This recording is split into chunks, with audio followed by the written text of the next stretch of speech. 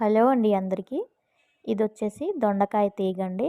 నేను దొండకాయలు వస్తున్న తీగ నుంచి ఒక చిన్న మొక్క అయితే కట్ చేసేసి ఇలా నాటాను. ఒక చిన్న పాట్‌లో వచ్చిన తర్వాత పెద్ద కుండీలోకి మారుద్దాం అనుకున్నాను. చాలా బాగా చిగురు అనేది వచ్చిందండి.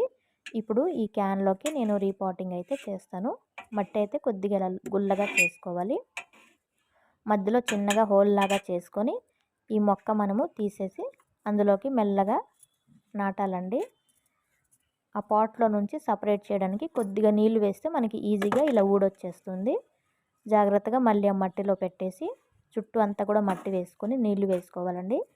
నేను వర్షం నీళ్లు వేసుకున్నా.